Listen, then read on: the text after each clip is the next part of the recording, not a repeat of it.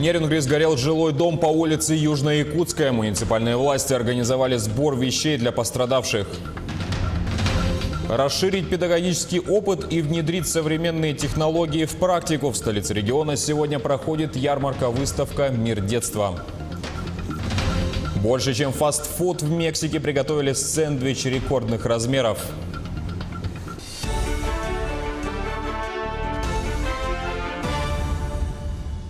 В эфире телеканала «Якутия-24 новости». Поговорим о главных событиях к этому часу. С вами Василий Радченко. Здравствуйте.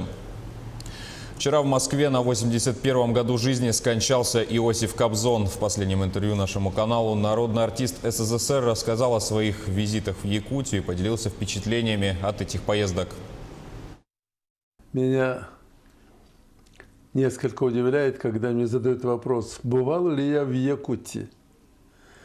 Бывал, к счастью, в этой алмазной столице не только России, но и мировой алмазной столице. Столица прекрасных людей. Я бывал в разное время, периоды климатические. Зимой в 50-градусный мороз. Летом, когда, несмотря на то, что комары заедали, а люди шли на Лену купаться. Вот народ там такой, любит свой край, любит свою землю. Счастья вам, благополучия, всего самого-самого доброго.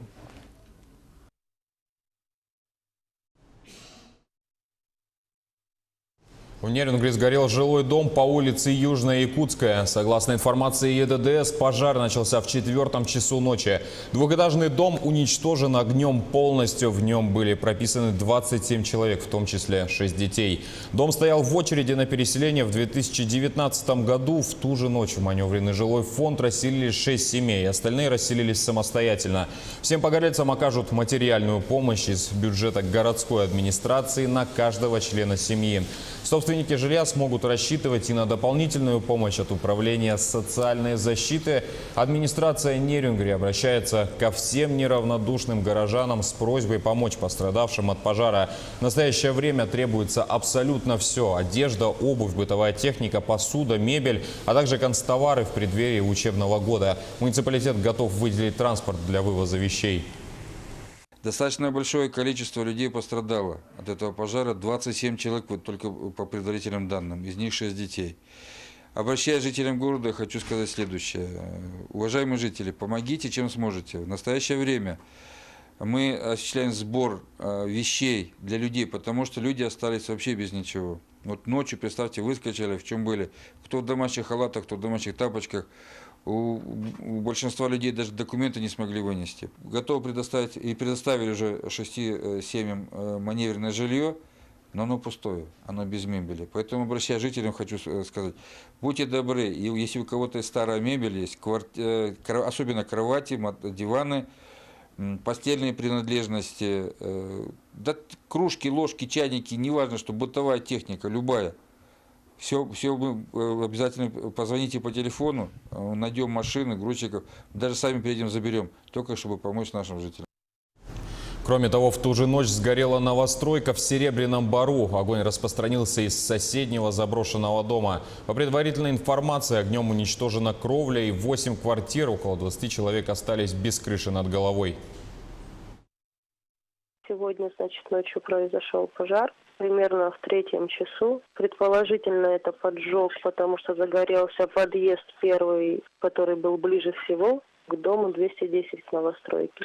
Сейчас решается вопрос по расселению жителей. Это 3-этажный блок, получается 18 квартир. Необходимо определиться с их дальнейшим проживанием. Таганрог переживает нашествие комаров. Необычные явления специалисты связывают с жаркой погодой. Сотни тысяч насекомых в буквальном смысле атаковали город на берегу Азовского моря. При этом вокруг раздается беспрерывное жужжание. За этот звук незваные гости получили название комары-звонцы. Продолжительность жизни насекомых от 2 до 5 дней. Для человека они безвредны и не кусаются. Проблема массированного появления комара-звонца характерна для курортной зоны всего Азовского края. Это не только проблема города Таганрога, это и город Азов, а такая же есть проблема, и все прибрежные населенные пункты.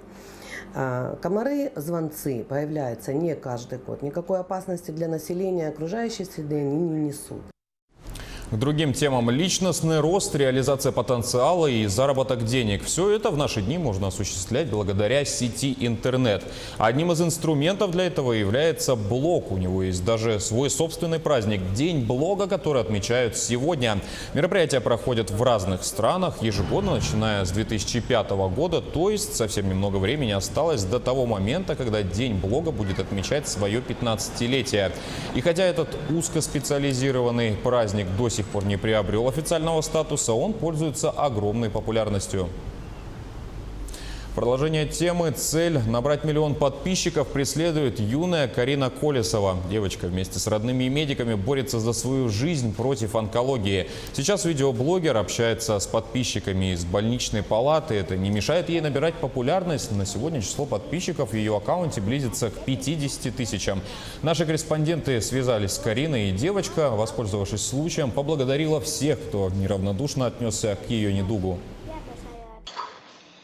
Я хочу сразу всем сказать спасибо большое, что вы меня так поддерживаете, что вы мне много добрых слов говорите. Мне это очень приятно. На площади Ленина столицы проходит ярмарка-выставка «Мир детства». С 10 утра для родителей и их детей проводят консультации от врачей разных направлений. Аниматоры, аквагрим, рисование на песочном столе, поделки и другие развлечения не дадут никому заскучать. Также на площади расположены палатки от детских центров, куда можно записать своего ребенка на дополнительные секции. В 2 часа дня порадовать юных зрителей придут артисты из театра юного зрителя с представлением «Сказка о глупом мышонке». Выставку организовали с целью распространить педагогический опыт и внедрить современные образовательные технологии в практику обучения. На юбилей города Ленска ожидают около 5000 человек. Как отмечает начальник управления культуры города, 2 сентября с 12 часов пройдет конкурс цветов, выставка декоративно-прикладного искусства, конкурс видеороликов «Мой любимый Ленск». Кроме этого, запланирована локальная площадка «Мухтуйские старожилы», где организуют чаепитие у самовара, выставку фотографий, экспозицию семейной династии Мухтуи и песни под баян. Также пройдет выставка сельхозпродукции «Золотая осень» и выставка работ художников Ленского района, где каждый сможет приобрести понравившуюся работу, либо же заказать свой собственный портрет. Также жителей и гостей Ленска ждет праздничный салют. А с завтрашнего дня в Русском драматическом театре начинается новый сезон. Вчера там прошли первые репетиции. Готовы ли актеры к новому сезону и чего ожидать любителям театра, узнавала Анастасия Кобызева. Вот тебе письмо к Андрею Карловичу, моему старинному товарищу и другу. Ты едешь в Оренбург служить под его начальством. Батюшка, как же в Оренбург? Батюшка, ну как же? Верно.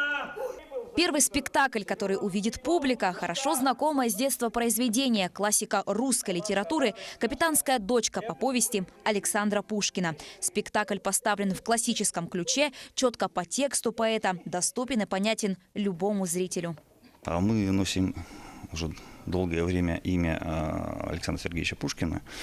И фактически «Капитанская дочка» – это хрестоматийный такой материал, который будет интересен не только подрастающему поколению, да, это не только образовательная программа, но и прежде всего это статус нашего театра. Поэтому «Капитанская дочка» Александр Сергеевич Пушкин. Роль юного офицера Петра Гринева исполняет Евгений Кузьмин. Показать весь жизненный путь главного героя, становление его личности, качество характера – задача сложная даже для опытного актера. Евгений Кузьмин играет эту роль 3-й год. Актер признается, перед спектаклем всегда волнуется, на сцену выходит как в первый раз. На сцену выходить всегда страшно, потому что надо почувствовать зрителя, нужно почувствовать партнера на сцене. Это очень тонкий механизм, и стараешься к нему относиться очень трепетно. И разумеется, происходит подготовка веры в то, что будет происходить на сцене. Это главное, потому что не веришь ты, не верит зритель. Вот. Это самое главное. И, разумеется, природное обаяние, не более того. На прогоне спектакля лишь один зритель, но весьма требовательный. Только появление папы на сцене заставляет улыбнуться маленькую Арину. Тебе этот спектакль нравится? Да, Почему? потому что я люблю путешествовать. Ты всегда приходишь на папины спектакли? Ты папу критикуешь, ругаешь за что-нибудь? Там плохо сыграл или еще что-нибудь? Не. Начало театрального сезона обещает быть интересным. Помимо «Капитанской дочки», зрители увидят еще один спектакль по повести Пушкина «Пиковая дама». На этот раз в исполнении актерской труппы из Благовещенска. В Якутск с гастролями приезжает Амурский театр драмы. Увидеть самые лучшие постановки амурчан можно с 14 по 26 сентября. Анастасия Кобызева, Григорий Охлопков, Якутск. Больше, чем фастфуд. В Мексике приготовили сэндвич рекордных размеров. С подробностями наши коллеги из Рейтер рассказывает Роман Чуриков. Самый длинный, самый широкий и очень пикантный. На ежегодной ярмарке народных блюд в Мексике приготовили самый большой сэндвич за всю историю страны. В целых 70 метров. Причем местные кулинары побили собственный рекорд, который они удерживали уже 15 лет.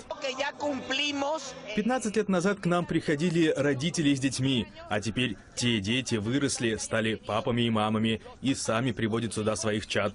Это стало традицией, люди ждут этого события. На создание бутерброда XXL ушли сотни литров майонеза, а еще 60 ингредиентов – салат, солями, сосиски, помидоры, огурцы, горчица и, разумеется, перец халапеньо. Полакомиться мега-сэндвичем пришли сотни жителей Мехико. Каждому досталось по кусочку, причем совершенно бесплатно.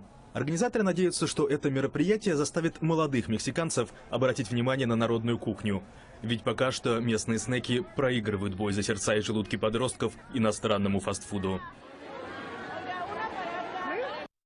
На этом выпуск новостей подошел к концу. Мы продолжим следить за развитием событий. Я напомню, что еще больше актуальной информации вы найдете на наших официальных сайтах yak24.ru и nvk-online.ru. Спасибо за внимание, всего вам доброго и до встречи в следующих выпусках новостей.